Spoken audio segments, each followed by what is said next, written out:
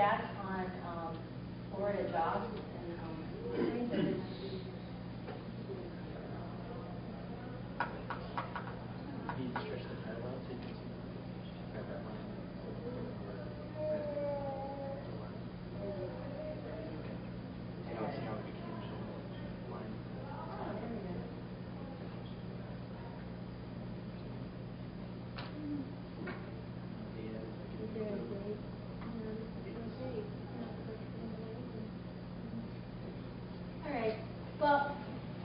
what I wanted to highlight to you was to, and I'll just use my notes,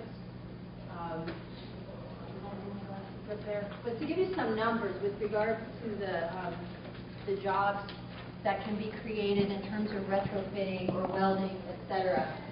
When you look at the opportunity to invest in a new economy like this, and this is what we're talking about, it's an investment. It's an investment by government to take your tax dollars to do something hopefully that is right. We keep talking about green sector jobs like it's going to be the panacea and it's going to change everything. Not 100%. There's always a caveat, unfortunately. And that is that if we don't ensure that those jobs are well paid, if you will, obviously you're still going to have situations where people are being paid below par. One of the things we discovered in this study, which is called High Road or Low Road, which was made by some of the Change to Win unions. Okay, I know you guys know the difference. Everybody aware of AFL-CIO and Change to Win?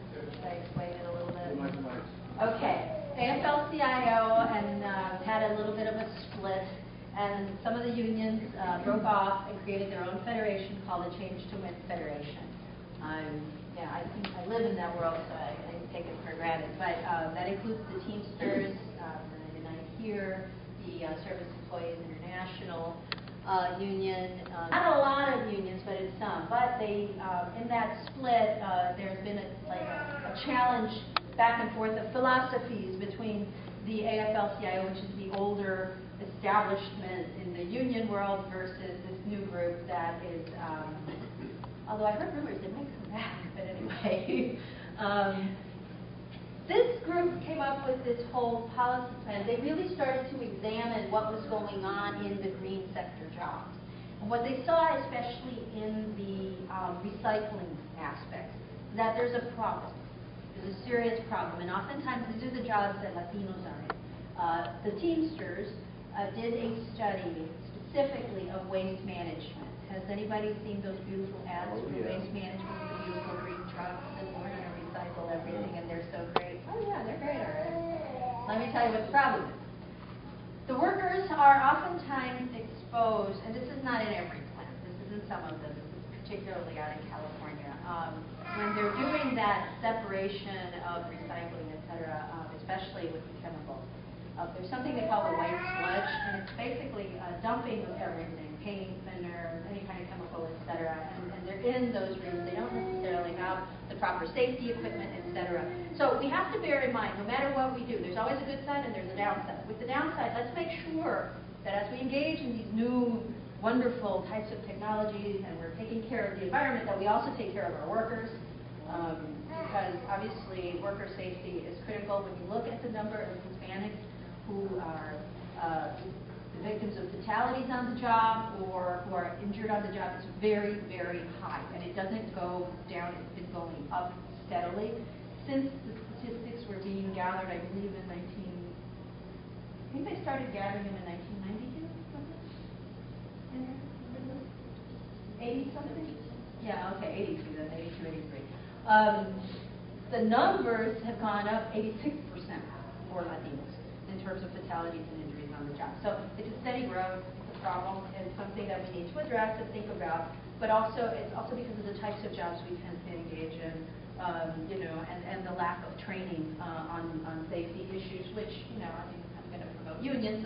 We're always doing that kind of training to make sure that our workers are safe and know how to protect themselves, etc. So moving forward, in terms of the kinds of jobs you can envision. Let's say you are looking at building retrofitting. That can involve everything from electricians, air conditioners are starting to be produced, et cetera, locally, and same thing, there's up in Michigan, there's some plants up there as well. They're talking about retrofitting some of the automobile plants and doing that kind of wind turbine there. Here's the other side of it, though. We're also finding that manufacturers are starting to move out and outsource those jobs. There was a myth, I guess, that you couldn't bring those large. I've never actually seen the size of a wind turbine. I understand they're huge, right? Yeah. That it's really hard to transport them. They've apparently overcome their inhibitions and their capacities for transportation as these are coming in, which has another whole set of issues with regards to maritime transport and the kind of solution that comes from that. But I digress. Let's talk about what can be done with regards to one of the things, too, is industrial truck drivers. You're going to need somebody to get materials from point A to point B so that you can have construction. Because let's say you're going to retrofit all your houses here, all your residential properties, or let's keep it small, all your municipalities. The materials aren't necessarily all produced here locally, so you're going to have to bring them in from the outside. But your truck drivers are going to have the ability to do some of that work and import it from other states. You know, obviously, I'm all for supporting our local economy. I think that's critical. However, we have to bear in mind that sometimes we have to look outside. I think we need to think about what we have to do to address it. Whenever it seems like I'm always cross-pollinating my policies.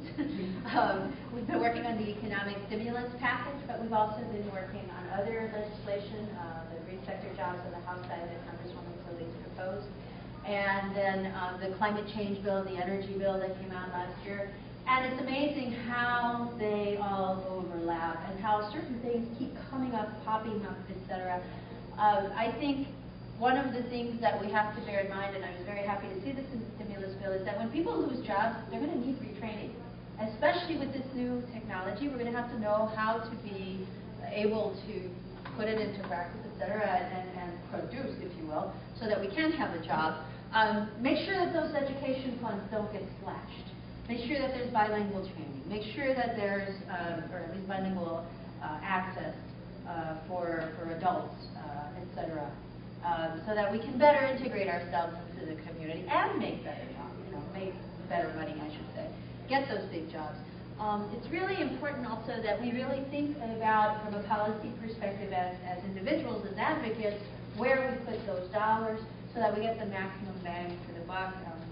Dr. Fenton was making some very, very apt points with regards to the bankers. What happened to accountability? But anyway, it really is one of those things that we have to ensure that there's that kind of accountability so that everybody, we have an equitable, some kind of level playing field for everybody to be able to participate so that not only are our communities doing well, our children are going to good schools, etc., our homes are safe, but also that we are having access to these better jobs, that we are ensuring that we're at the table. One of the things we haven't discussed, I think I missed a little bit at the beginning, but I don't think you mentioned anything about cap and trade, right? No, I didn't. Okay. Well, there's this whole new economy that nobody's quite sure what's going to happen yet with this, but they call it the cap and trade, and essentially you capture the carbon emissions and they're going to buy it and sell it. And I'm having visions of those guys on Wall Street just salivating, thinking about how many billions and billions and billions of dollars are going to be at the table. Well, if indeed they go that route, let's say they do this, and they start selling, corporate, let's say utilities companies, and there's some private industry that does do this already voluntarily. So they start selling this as if it were stock or futures, if you will.